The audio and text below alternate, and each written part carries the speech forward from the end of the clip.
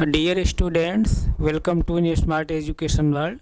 आप सबका new smart education world में स्वागत है। आप हमसे जुड़िए, हमारे चैनल को सब्सक्राइब करिए। जो भी कुछ कमी हो उसके लिए आप लोग कमेंट बॉक्स में अपना सुझाव दीजिए।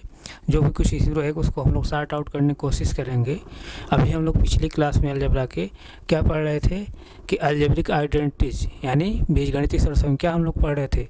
बीजगणितीय सरसंख्या में हम लोग वहाँ क्या पढ़े थे कि वहाँ हम बताए थे क्या कि सरसंख्या किसे कहते हैं और किसे समीकरण कहते हैं। समीकरण किसे कहते हैं उसको तो हम लोग पिछली क्लास में समीकरण किसे कहते हैं उसको हम लोग जब शुरुआती अलजेब्रा जब शुरू किए तभी बताया समीकरण क्या किसे कहते हैं।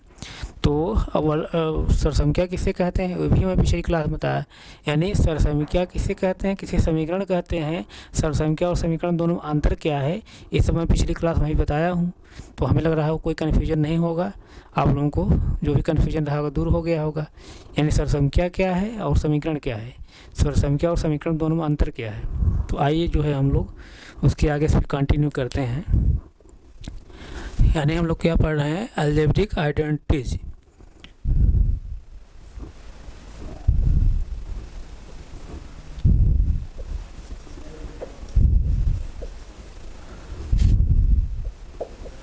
आइडेंटिटीज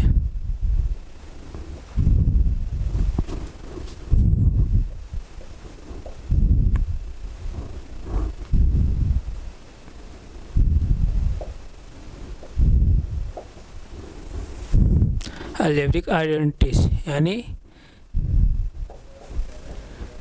बीजगणितीय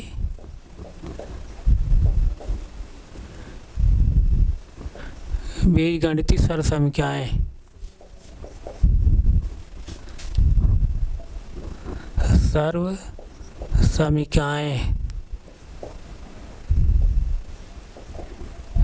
सरसंख्याएं यही हम लोग पढ़ रहे हैं।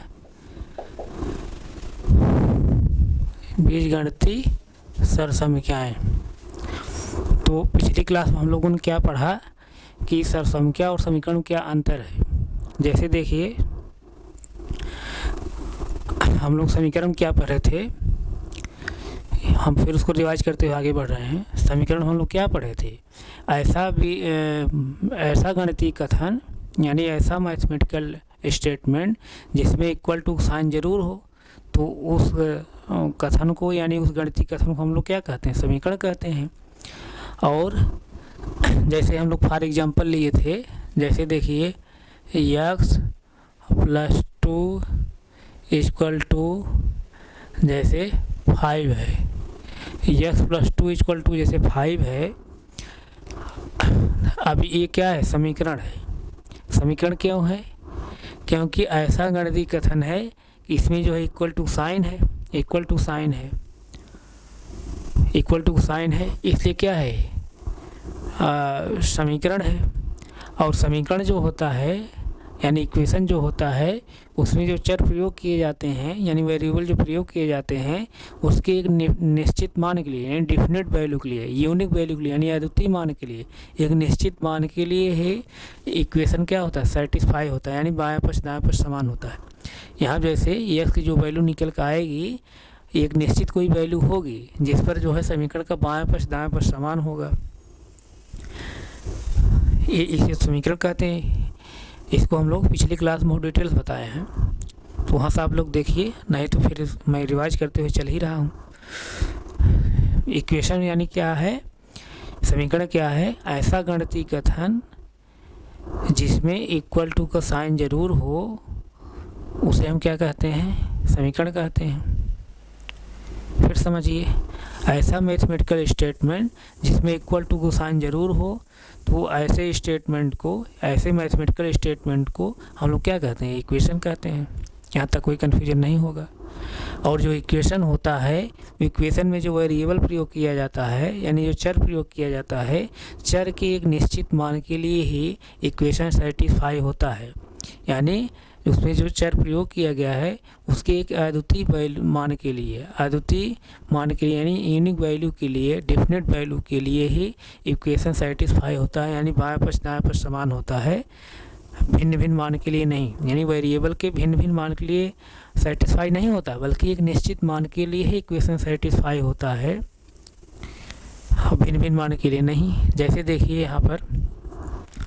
यहाँ पर अगर देखेंगे हम लोग यक्स की, जैसे हम लोग वैल्यू यहाँ पुट कर रहे हैं, जैसे मैं यक्स इक्वल टू 1 लिया, यक्स इक्वल टू मैं जब 1 लिया तो यक्स पोजीशन में 1 रखेंगे, +2 इक्वल टू 5। अब लेफ्ट साइड में क्या हो जाएगा, 1 और +2 जब ऐड करेंगे कितना आएगा, 3 आएगा, और इधर कितना आया, 5 आया। इस तरह से यहाँ तक कोई कन्फ्यूजन नहीं होगा, यानी बाएं पक्ष दाएं पक्ष समान नहीं हो रहा है। दूसरी की भी वैल्यू हम लोग ले जाएंगे, यानी दूसरी कोई वैल्यू हम लोग पुट करेंगे तो yes equal to 2 + 2 equal to इधर 5 है। इस तरह से ये भी, अब 2 + 2 जब ऐड करेंगे कितना आया, 4 आया, अब इस साइड कितना आया, 5 आया। यानी left hand side equal to right hand side नहीं है, यानी बाएं पक्ष बराबर दाएं पक्ष नहीं है, यानी यस इक्वल टू 2 पर भी इक्वेशन सेटिस्फाई नहीं हो रहा है।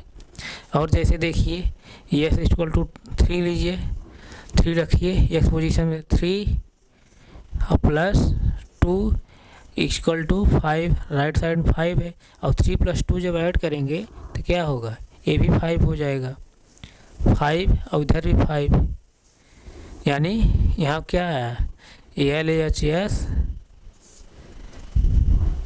इक्वल टू RHS, यानी right hand side equal to left hand side. यानी x इक्वल टू 3 पर इक्वेशन की जो वैल्यू आ रही है बाएं पक्ष दाएं पक्ष समान आ रही है, यानी इसका सेंस क्या, x इक्वल टू 3 पर जो है इक्वेशन सेटिस्फाई हो रहा है, यानी x का जो मान 3 हम लोग ले रहे हैं उसी मान पर इक्वेशन सेटिस्फाई हो रहा है, नहीं बाएं पक्ष दाएं पक्ष समान हो रहा है। जिस मान पर इक्वेशन सेटिस्फाई हो रहा है यानी बाएं पक्ष दाएं पक्ष समान हो रहा है, वही इक्वेशन क्या कहा जाता है, सोल्यूशन यानी हल। जिस वैल्यू पर इक्वेशन सेटिस्फाई हो जाए, यानी जिस वैल्यू पर चर के यानी वेरिएबल के जिस वैल्यू के पर जो है इक्वेशन सेटिस्फाई हो जाए, यानी बाएं पक्ष दाएं पक्ष समान हो जाए, वही वैल्यू जो है इक्वेशन के सलूशन कहलाती है, यानी इक्वेशन का हल कहलाता है। यहाँ तक कोई कन्फ्यूजन नहीं होगा। अब जो x इक्वल टू 3 पर बाएं पक्ष दाएं पक्ष समान हुआ है इक्वेशन, इसके अलावा आप चाहे जो वैल्यू पुट करिए, यस इक्वल टू 3 के अलावा चाहे जो वैल्यू आप पुट करते जाए, इनफाइनाइट तक वैल्यू पुट करते जाए, किसी वैल्यू पर इक्वेशन सेटिस्फाई नहीं होगा, किसी भी वैल्यू पर। सिर्फ किस पर होगा, सिर्फ यस इक्वल टू 3 पर। यानी इसका सेंस क्या निकल गया, यस का वो निश्चित मान कौन है, 3 ही है। यस का वो निश्चित मान कौन है, 3 ही है। 3 पर ही इक्वेशन सेटिस्फाई होगा और किसी वैल्यू पर इक्वेशन सेटिस्फाई नहीं होगा। तो इसका सेंस यहाँ पर निकल के आया। जो हम लोग कह रहे हैं समीकरण में जो चर प्रयोग किया जाता है, यानी जो वेरिएबल प्रयोग किया जाता है, उसके एक निश्चित मान के लिए इक्वेशन सेटिस्फाई होता है। तो वो निश्चित मान यहाँ पर क्या है, yes equal to 3। Yes equal to 3 पर ही इक्वेशन सेटिस्फाई होगा। आप चाहे जितनी वैल्यू रखते जाए, इनफाइनाइट तक वैल्यू आप रखते जाए, किसी वैल्यू पर इक्वेशन सेटिस्फाई नहीं होगा। सिर्फ इस निश्चित मान पर ही इक्वेशन सेटिस्फाई होगा। वो निश्चित मान क्या है, यस इक्वल टू 3। यहाँ तक कोई कन्फ्यूजन नहीं होगा।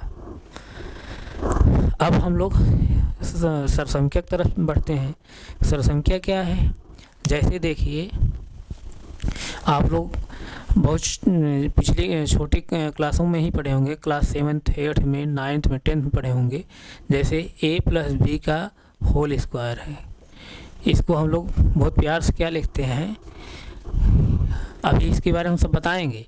a + b का होल स्क्वायर को हम क्या लिखते हैं, a² + b² + 2ab।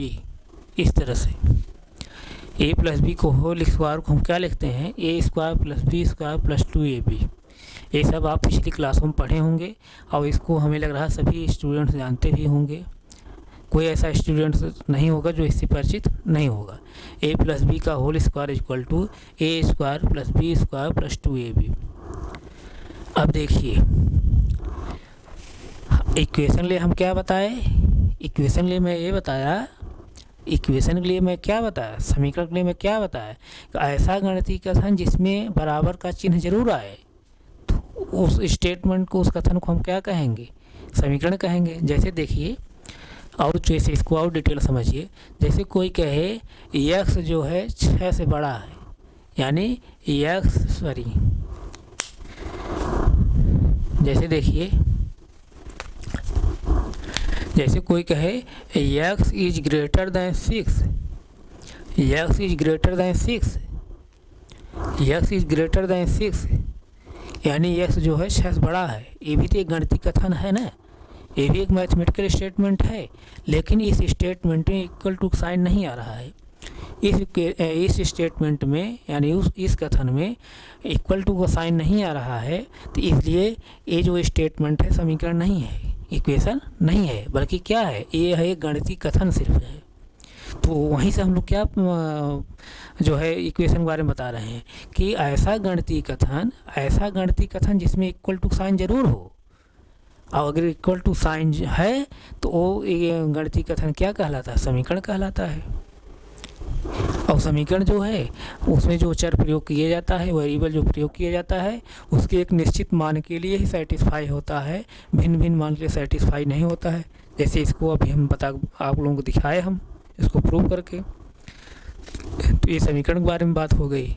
तो जैसे देखिए यहाँ पर भी देखिए, यहाँ पर भी इक्वल टू साइन है, यहाँ पर भी इक्वल टू साइन है।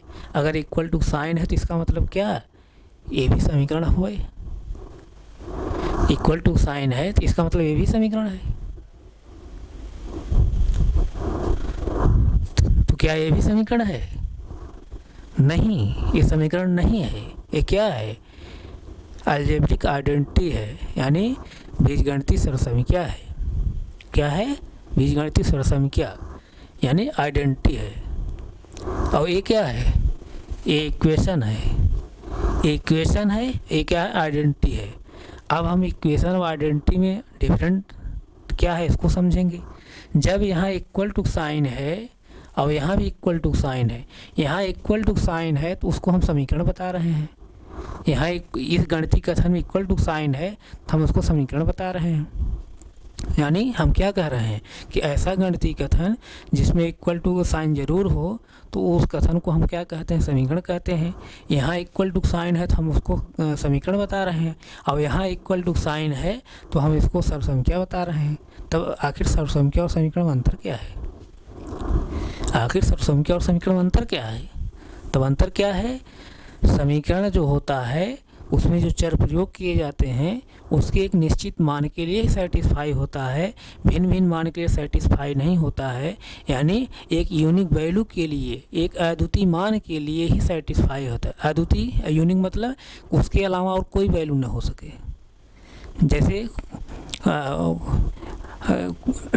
जैसे कोई कहे कि आप तो एकदम अद्वितीय हैं, आप एकदम अद्वितीय मतलब आप जैसा कोई नहीं है, उसका सेंस यही, यानी एक निश्चित मान के लिए, एक अद्वितीय वैल्यू के लिए सेटिस्फाई होता है इक्वेशन।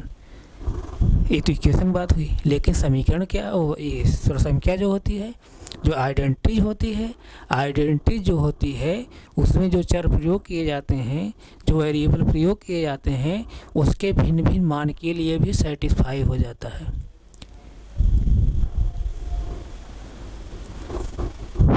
यहाँ तक कोई कन्फ्यूजन नहीं होगा। तो कहने का मतलब ये, जैसे मैं कह रहा हूँ कि ऐसा गणितीय कथन जिसमें इक्वल टू साइन हो उसे हम समीकरण कहते हैं, लेकिन यहाँ भी इक्वल टू साइन है, यहाँ भी इक्वल टू साइन है, तो क्या ये भी समीकरण है? नहीं, ये समीकरण नहीं है, बल्कि क्या है, सरसंख्या है। लेकिन तब अंतर क्या रह गया, समीकरण और आइडेंटिटी में अंतर क्या रह गया? यहाँ भी इक्वल टू साइन है, यहाँ भी इक्वल टू साइन है, यहाँ इक्वल टू साइन है तो हम कह रहे हैं समीकरण है। मतलब ये ऐसा गणितीय कथन है जिसमें इक्वल टू साइन है तो उसको हम समीकरण कह रहे हैं। तो यहाँ भी तो ये भी गणितीय कथन है, ये भी गणितीय कथन है, इतिहास कथन थोड़ी है, गणितीय कथन ही है। तो ये भी समीकरण होना चाहिए, लेकिन ये समीकरण नहीं है। क्या है, सरसंख्या है।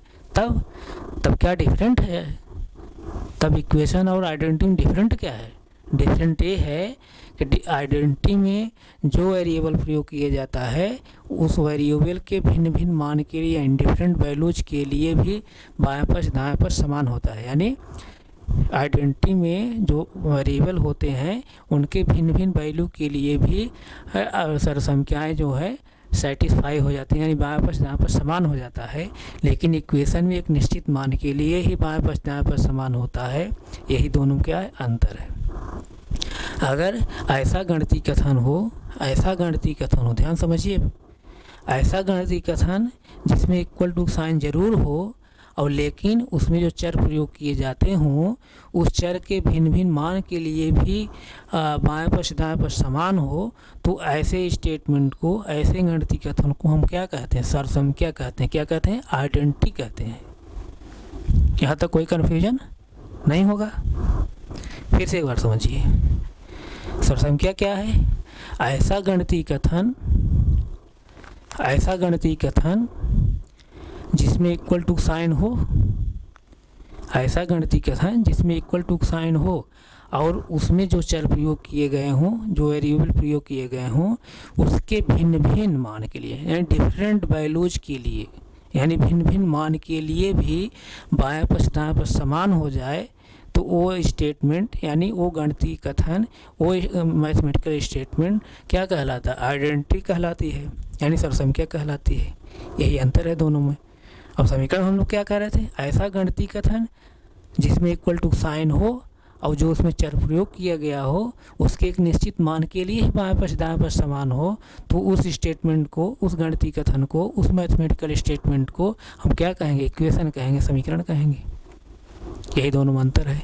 तो यहाँ सीधा सीधा कंक्लूजन क्या निकला, कंक्लूजन ये निकला कि ये जो समीकरण होता है, समीकरण ऐसा गणितीय कथन होता है जिसमें इक्वल टू साइन होता है और उसमें जो चर प्रयोग किए जाते हैं, उसमें जो चर प्रयोग किए जाते हैं उस चर के एक निश्चित मान के लिए है इक्वेशन का बायां पक्ष दायां पक्ष समान होता है, तो उसे हम क्या कहेंगे, इक्वेशन कहते हैं।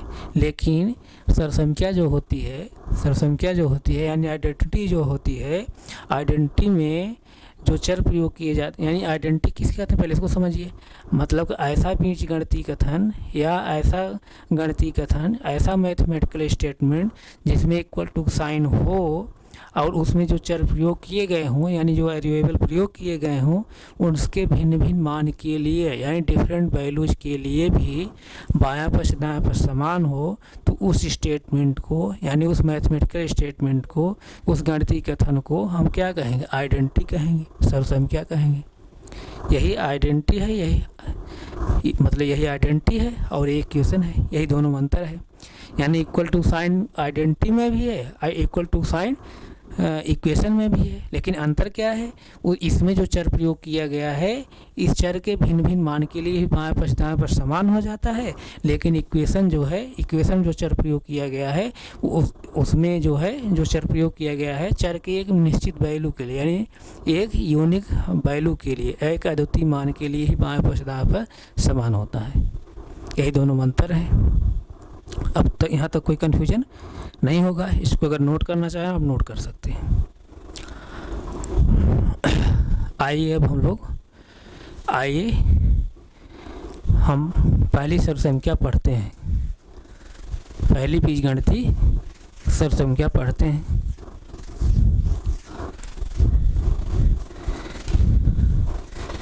पहली बीजगणितीय सरसंख्या पढ़ते हैं। आप लोग हमसे जुड़िए, आप लोगों में विश्वास दिला रहा हूँ। हम यहाँ से बहुत बेहतर से बेहतर कंटेंट प्रोवाइड करेंगे। आप लोग हमसे अलजेब्रा एक बार पढ़िए। जो भी हम कंटेंट यहाँ से प्रोवाइड करेंगे, मैं विश्वास दिला रहा हूँ आप लोग हमसे जुड़िए। वो कंटेंट कभी भी किसी कंपटीशन लिए फिर दोबारा पढ़ने की ज़रूरत नहीं पड़ेगी। तो जैसे देखिए, हम पहली सरसंख्या लेकर चल रहे हैं जिसको आप लोग बहुत प्यार से जानते भी होंगे। यही a + b का होल स्क्वायर। a + b का होल स्क्वायर क्या होता है हम लोग जानते हैं। a² + b² + 2ab। इस तरह से a + b का होल स्क्वायर बराबर a² + b² + 2ab। अभी जो है हम इसको सबसे पहले इसको हम गुणा जो बताए हैं, जो बीजगणित गुणा बताए थे शुरुआती क्लासों में, आप लोग को नहीं अगर ध्यान आ रहा होगा या कोई कन्फ्यूजन होगा तो उस क्लास को जो है आप फिर रिवाइज कर लीजिए। मैं जब अलजेब्रा पढ़ाना शुरू किया था तो वहाँ जोड़ घटाना गुणा भाग सब मैं बताया हूँ, वो पीछे वाली क्लास आप लोग फिर से देख लीजिए। तो अभी हम इसको कैसे बताएंगे, गुणा के माध्यम से एक बार हम सॉल्व कर बता रहे हैं, उसके बाद तब फिर हम क्या बता रहे हैं, ज्योमेट्रिक माध्यम से यानी ज्यामितिक माध्यम से भी कैसे इसको हम सॉल्व करते हैं। तो अभी पहले गुणा के माध्यम से आप लोग सीखिए, उसके बाद ज्यामितिक माध्यम से भी आप लोग सॉल्व कर दिखा देंगे। एक ए जो है ए प्लस बी का whole square equal to a square plus B square plus 2ab कैसे होता है। और बहुत इम्पॉर्टेंट है, जितनी सर संख्याएँ हम बताएंगे बहुत इम्पॉर्टेंट है, चाहे जो भी एग्ज़ाम हो, चाहे SSC CGL हो, CPSI हो, RRB NTPC ग्रुप डी, जितने भी एग्ज़ाम हो, स्टेट लेवल के एग्ज़ाम हो, चाहे जो भी एग्ज़ाम हो, सर संख्याएँ से जो है हर जगह क्वेश्चन पूछे जाते हैं। बहुत इम्पॉर्टेंट टॉपिक चल रही है, तो जो है इस टॉपिक को आप लोग बहुत सीरियसली पढ़िए। तो जैसे a प्लस बी का होल स्क्वायर है, a प्लस बी का होल स्क्वायर है, अब हम कैसे आता है, कोई एक पक्ष लेकर के एक पक्ष आप दिखा दीजिए, जैसे मैं बाएं पक्ष लेकर के दाएं पक्ष दिखा रहा हूँ। तो जैसे देखिए यहाँ से, जैसे a प्लस बी का होल स्क्वायर का मतलब क्या, a प्लस बी का होल स्क्वायर का मतलब क्या कि a प्लस बी का 2 बार गुणा किया गया है, ऐसे a plus b into a plus b, इस तरह से।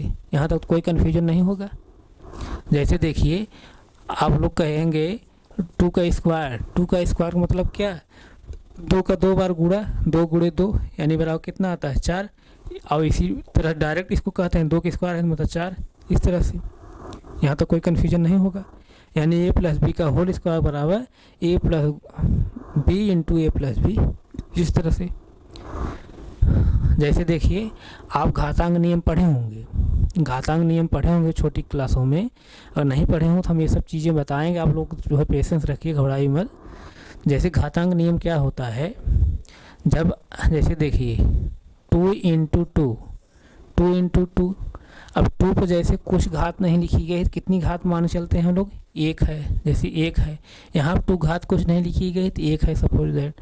अब जो एक घात है जिस पर घात चढ़ी है उसको क्या बोलते हैं, बेस यानी आधार बोलते हैं। ये आधार है, ये घात है, यानी ये बेस है, ये पावर है, इस तरह से। तो हम लोग जो है पिछली छोटी क्लासों में क्या पढ़े हैं, हम लोग ये पढ़े हैं जब बेस समान रहता है तो पावर क्या होती है, ऐड हो जाती है, यानी जब आधार समान रहता है तो घातें क्या हो जाती हैं, जुड़ जाती हैं। अब यहाँ जैसे देखिए बेस क्या है 2 है, यहाँ भी बेस क्या है 2 है, तो घातें जुड़ जाएंगी, तो क्या हो जाएगा, इसको ऐसे लिख सकते हैं 2 की पावर 1 प्लस 1, यानी दिस इम्प्लाइज दैट क्या हो जाएगा 2 की पावर 2, और 2 की पावर 2 मतलब 2 का स्क्वायर, और 2 की स्क्वायर मतलब क्या 4, इस तरह से। यहाँ तक कोई कन्फ्यूजन नहीं होगा, इसी तरह जैसे a प्लस बी का होल स्क्वायर है, तो इसको मैं क्या लिख सकता हूँ, a plus b into a plus b. अब इसकी घात कुछ नहीं लिखी गई 1 मान लीजिए, इसकी घात कुछ नहीं लिखी 1 मान लीजिए, यानी अब क्या है, बेस क्या है, a प्लस बी इसका भी, a प्लस बी इसका भी बेस है। जब बेस समान रहता है तो घातें क्या हो जाती हैं, जुड़ जाती हैं, यानी क्या हो जाएगा a प्लस बी के क्या 1 प्लस 1, यानी क्या यहाँ से क्या निकल का है, a प्लस बी का 1 प्लस 1 जब घात जोड़ेंगे क्या हो जाएगा 2, यानी यही क्या हुआ a प्लस बी का होल स्क्वायर। तो वही मैं लिखा हूँ यहाँ पर, a प्लस बी का होल स्क्वायर को हम क्या लिख सकता हूँ, a plus b into a plus b, a plus b into a plus b है। इसका मतलब क्या है, a प्लस बी में a प्लस बी क्या किया गया, गुणा किया गया है, a प्लस बी में a प्लस बी क्या गुणा किया गया है। तो आइए हम लोग जो है उसी को फिर कैसे गुणा करते हैं उसी को हम देख लेते हैं। जैसे देखिए गुणा करने में आप लोग बताया हूँ,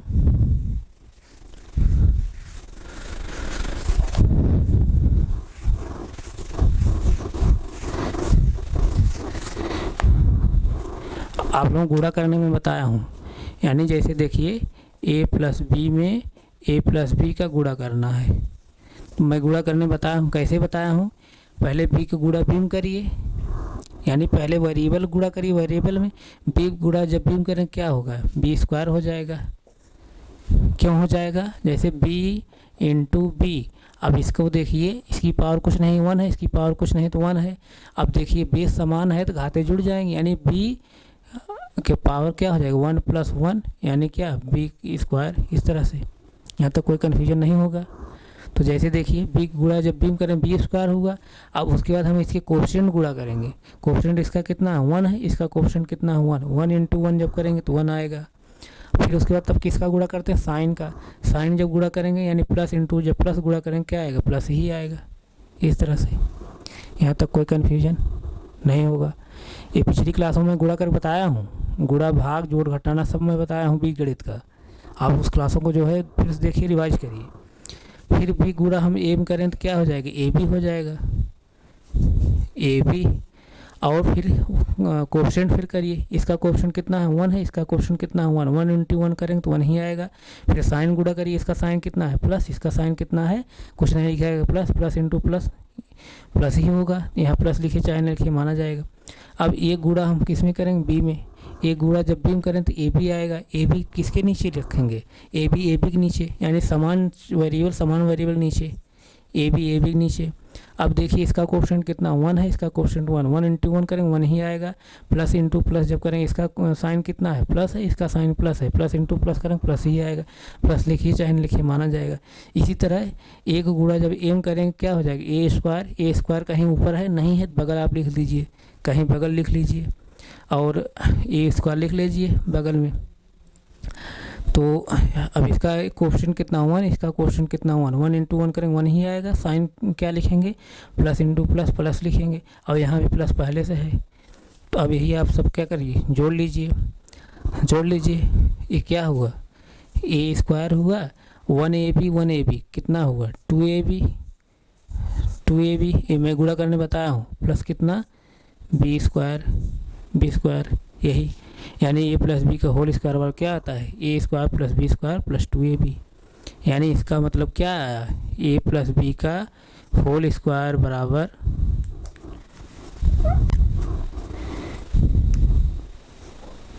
ए प्लस बी का होल स्क्वायर बराबर A square plus B square plus 2ab। यही कैसे आता है, ये गुणा के माध्यम से मैं बताया हूँ। इसको प्रूव करके मैं कैसे बताया, गुणा के माध्यम से बताया।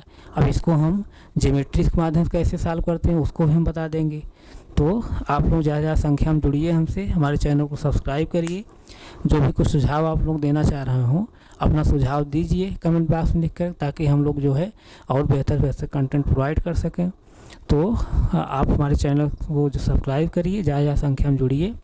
तो मैं आज यहीं तक रख रहा हूँ, आगे फिर कंटिन्यू करूँ। Thank you so much.